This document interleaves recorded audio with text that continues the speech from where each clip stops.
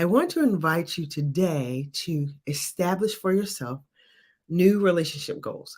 Now, oftentimes we talk about relationships, we're talking about people in marriage, partnership together.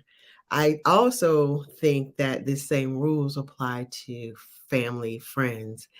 But for today we're going to focus on marriage, partnership, relationships. Now, I've been married for 25 years, and I like to always remind people or let people know that not only am I married for 25 years, I really like my husband and he likes me too. So we have a good time together. So after 20, 30 years together, um, we still enjoy each other. And it's only because we've done the work.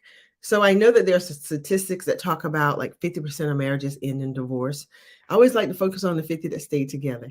And I think everybody wants a good, loving, healthy relationship. However, relationships are not easy. And I don't believe they were supposed to be. I think we model our marriages and our relationships based on TV values instead of real life values. So if you're new to me, I am a God girl. That means that I read the Bible and I believe what it says. I trust it. I find it to be a very reliable book. And so I'm going to come to you with some concepts that I believe has made my marriage work for 25 years, and also that I teach my clients who come to me with relationship issues. One, first and foremost, relationships are really created for wholeness, not happiness. I want you to hold on to that thought. Relationships are truly created for wholeness, not happiness. The problem is we stay in relationships trying to get happy. And when the happy doesn't come, we end the relationship thinking, must be the wrong person, the wrong one. And when I find the right one, they're going to make me happy. Happy is a byproduct of wholeness. So what do I mean? How do I get whole? We all show up into relationships wounded soldiers, right? Life has made it so that we have hurts and wounds from our past. Those wounds are called soul wounds. If you're in therapy, they call it trauma. But I like to call it a wound because a wound you can find a way to bandage and heal that thing. Trauma feels overwhelming, and different people experience trauma differently. But when you understand that you have an emotional wound, emotional belief about yourself, that until you address it, your partner, the people you're in a relationship with, is only going to constantly bump that up for you. So, for instance, in my marriage, my soul wound is rejection. So for years in my marriage, I always felt rejected by my husband. Didn't mean he was doing things to reject me. It was just the way I was perceiving it. Therefore, when I didn't understand that the goal was wholeness, I was doing everything and pushing him, trying to make him, not to make me feel that way. My emotions are not his responsibility. Another thing, nugget, you need to write that down. Your emotions are not your partner's responsibility. And he said that again. Your emotions are not your partner's responsibility. So when you say things like, you make me feel, no, that means there's an area in your life that you need to start working on for healing, because what they've done is triggered a thought or belief that you already have, and now it's showing up and you don't know what to do with it. That's your job. So when you begin to this level of relationship goals, game changer. Second thing I want you to start working on in your beliefs of relationship goals, I need you to learn to move from a me mindset to a we mindset. And that one can be pretty challenging because, again, if you enter into relationships wanting to be happy, who are you thinking about? You're thinking about you, because I want to be happy. And this is what it takes for me to be happy. That's a me mindset. A we mindset says, what would it take for us to be whole, that the byproduct is happiness? So I encourage couples to get in relationships and decide, what are your goals, and get real about your goals for being willing to grow. Are you willing to emotionally mature in the relationship? Are you willing to use a different way of communicating so that you hear different, so that you speak differently? And a lot of times we don't do it, we're not taught it, and we don't go out our way to learn it. So recently I've been working with a group of ladies, and I'm sharing with them that in order for you to change, in order for a real revelation to happen in your life, you need a new thought, a new method, a new strategy. What is happening is we have our set ways, patterns, mind patterns, and we think that our way is the best way. We think we know what's best. If you did things this way, it'll work. Let me ask you this question. The concept that you're holding on to, is it working for anyone you know personally? Because if it's a made up concept, you're gonna need some made up people for it to work. I'm just saying. Sometimes we hold on to these expectations that are unrealistic. So I'm asking you, and I'm not asking you the concept you hold on to. Well, my mom and dad been married for X amount of years, and I've seen them do this. Have the conversation with them. Get the behind the scene as to why you're perceiving this is working, because it's the behind the scene work that makes a relationship work. It is not the stuff that people project and see and go, oh, well, my parents live happily ever after. No, no, no. It's a lot of work that goes into this. So I want you to move from a me mindset to a we mindset. And the way you do that is you start thinking about, how can I serve my partner? And then you get clear about what does it take to serve you, and you learn to communicate that. You do not project expectations. Well, you should know by now. You should know. Again, Andre and I have been married for 25 years, been together for almost 30. And there's still some stuff that I just don't know until he tells me. And like saying, because we're ever changing, ever evolving. And you should be changing and you should be evolving. And if you're not, that's going to become a problem in your relationships. So I need to know that you guys are getting this. Is this registering? Is this making you rethink the way you're doing relationships?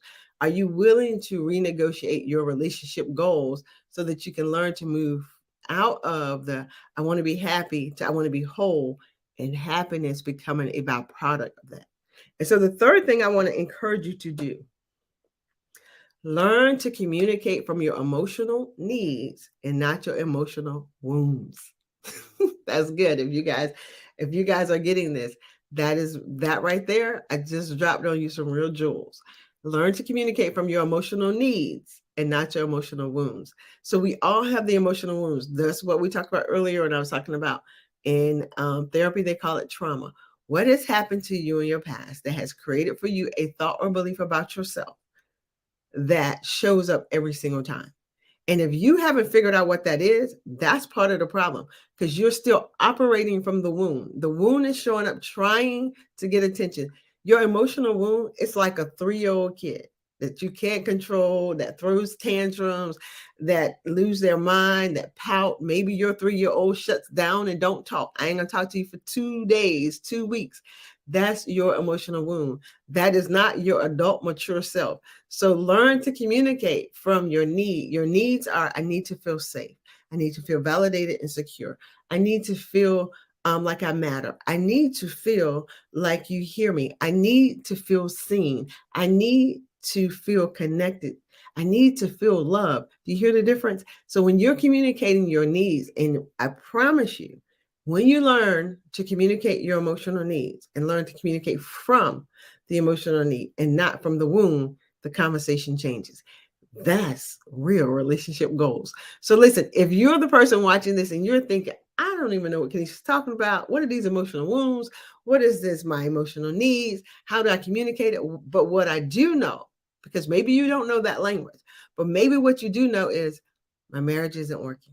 My relationships are always falling apart. I seem to meet the wrong people. I promise you that is happening because of your mind patterns, your me mindset instead of your we mindset. And all of this can be resolved with just you, because here's why you do the work. When you do the work and you learn the language and you first learn to communicate better with you, plain and simple, you got to know how to communicate with you. What is it that you need? What is it that you want? What is it that brings you joy? Not happy, joy, different. When you know how to communicate that with yourself, for yourself, then you learn how to communicate it with someone else, and not with a motive of expectations. If you don't do this, then I'm not going to do that. That's manipulation. That is not communication.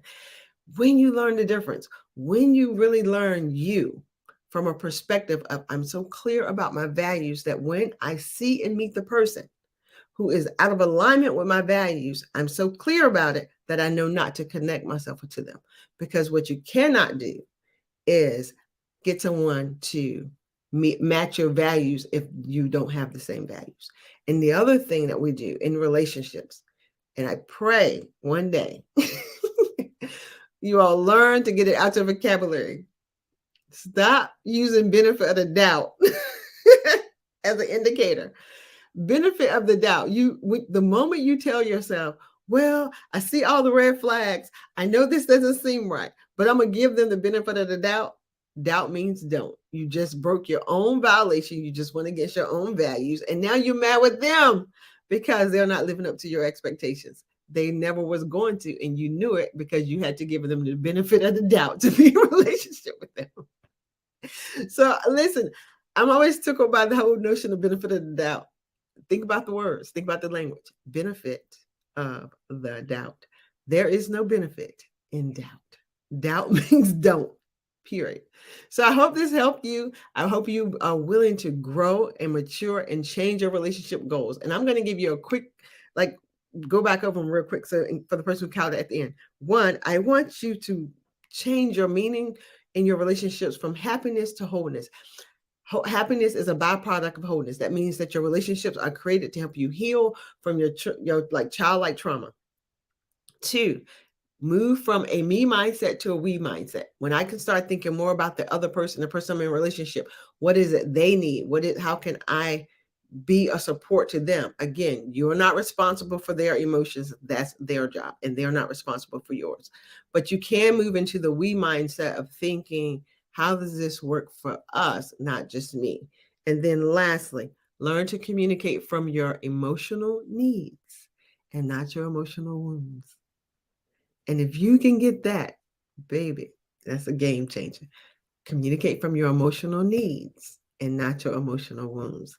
And your wounds look like childlike behavior. It pouts, it whines, it cries, it screams, it shuts people off, it quiets down, it shut off, it won't talk. I ain't gonna talk to you for 2 days. That's a childlike moment. That's communicating from your wounds and not your needs. And therefore, you cannot produce real love from that level. So listen, if you need my help, if you're thinking, wow, maybe I might need some work with this, reach out to me, verythoughtfullife.com. You can find my link in my bio here on Instagram and on Facebook and YouTube. It's all listed. You guys can book a free consultation with me, but stay connected because I want to see people win in their marriages and in their relationships in 2023. And the only thing it takes is a new mindset shift, a new way of setting your goals. And I promise you, with clarity, you can hit them. Have an amazing, blessed day, and I can't wait to hear from you. So leave some comments. Let me know what you're thinking. Talk to you soon. Bye-bye.